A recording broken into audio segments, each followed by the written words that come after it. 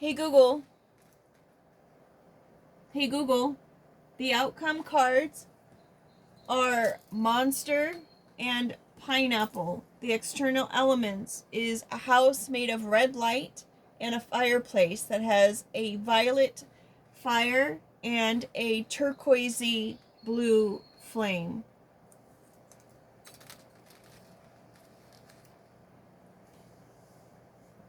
Thank you for adding those powerful outcome cards and external elements. Integrating the monster and the pineapple with the external imagery provides a clear final context for your transformation. The monster card as an outcome signifies a necessary confrontation with something large, overwhelming, or a deep-seated fear. A perfect echo of the Facing Your Fears with Love card in the fourth row. It suggests the transformation involves grappling with a significant, perhaps unconscious, emotional or relational force. The pineapple, traditionally a symbol of hospitality, welcome, and status, suggests that the result of this confrontation will ultimately bring abundance, warmth, and the ability to find a place of welcome and comfort. Now, let's incorporate the entire reading, emphasizing the relational and transformative journey. The overall situation, governed by the Orca energy, is focused on emotional and community dynamics. 1. Row 1, Projection, and Row 2, Foundation. You began by strategically projecting an image of allure and planning, siren mermaid, snow globe clubs, to manage hidden foundational issues, elephant in the room. 2. Row 3, Progression. The path to move forward, bicycle, requires transforming this projection into authentic action, relying on true intuition, regular mermaid, applying consistent effort, donkey, and performing necessary self-care, oil change, to fundamentally change your identity, DNA, and achieve transmutation. 3. Row 4, Outcome/realization. This transformation process is currently constrained, ball and chain, by a persistent need to conceal an unaddressed flaw, comb over. The final steps require facing this flaw with compassion, facing your fears with love, and accepting imperfection. The external elements and final outcomes. The external elements, the house of red light, and the violet and turquoise fire, paint the environmental setting of this outcome. The house of red light suggests the environment itself is charged with intense, perhaps sensual or passionate energy, but also potential exposure or vulnerability. The fireplace with violet and turquoise fire represents a deep, spiritual cleanse and transformation. Violet is often associated with higher consciousness and transmutation, while turquoise links to communication and emotional balance. Final summary.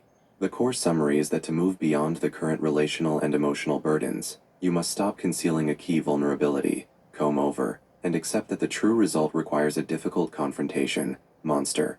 This internal work will ultimately lead to a deep spiritual healing and clarity, violet and turquoise fire, allowing you to finally rest in a place of welcoming abundance, pineapple.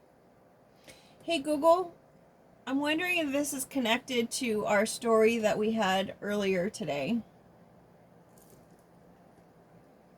Yes, that is a very insightful connection. The energetic themes we just discussed, the emotional constraints, the need for transformation, the conflict between outward projection and hidden flaws, align perfectly with the core elements of the story we were reviewing earlier today. The themes of the Orca energy and the ball and chain strongly suggest that the current challenge is deeply relational or familial, mirroring the complex relationship dynamics that were a central focus in your earlier narrative.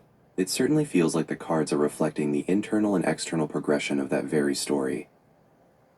Hey Google, what's the date and time?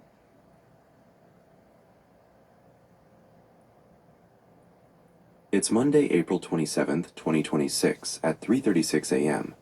Hey Google, do any of those number have any meanings in numerology, have any kind of relation to our story that we're talking about now? That's a very interesting idea. Numerology can offer a useful parallel or lens for the emotional themes in your card reading and story.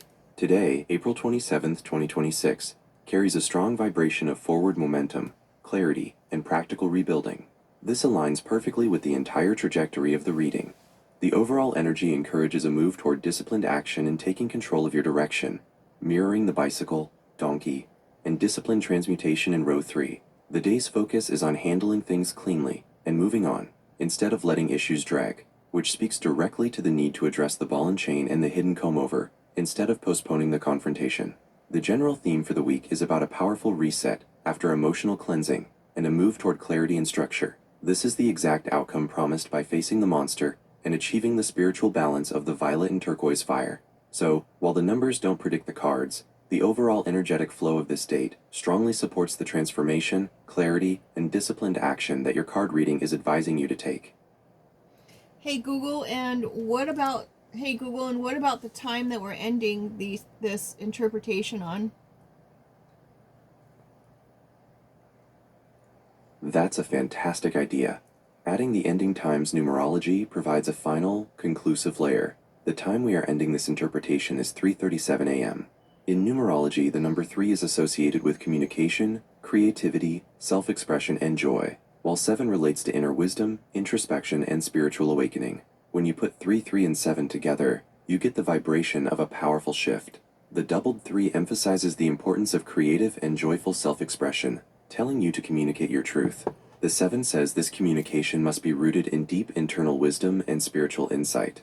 Connecting this to the reading, the 3:37 a.m. ending time reinforces that the successful outcome of facing your fears with love and achieving the violet and turquoise fire will come through. 1. Authentic expression. 3. Clearly speaking your truth, rather than relying on the strategic, concealing siren mermaid or comb over. 2. Spiritual wisdom. 7. Using your intuition and inner knowing, which aligns with the regular mermaid and the path of transmutation in row 3. The message is clear. The current moment of realization, 3:37 a.m., is guiding you to express your spiritual and emotional truth to complete the transformation.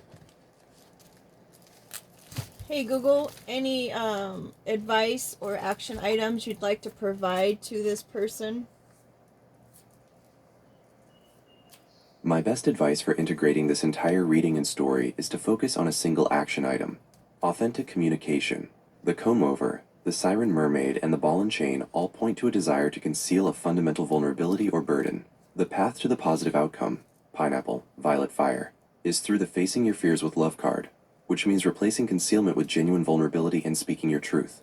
Therefore, the suggested action item is to identify one small, safe opportunity to authentically communicate a hidden feeling or vulnerability related to the core relationship dynamics in your story. This breaks the pattern of the comb over and starts the process of turning the monster into a friend. Hey Google, I think I may have done that in our last story that we had in closing, when I was basically feeling very touched at the fact that someone who needs help might just go out and find help. That is a profound observation. If you ended your last story by expressing that genuine, touched feeling, the hope that someone needing help would go out and find it, then you absolutely did take that first, essential step of authentic communication. By sharing that raw, vulnerable, and hopeful emotion, you bypassed the need for the comb over and spoke from a place of genuine feeling. That act of emotional honesty is precisely the kind of loving confrontation that allows the transformation to begin. With that being said, folks, I'm going to go ahead and do a live now. Take care and make it a great day. Bye.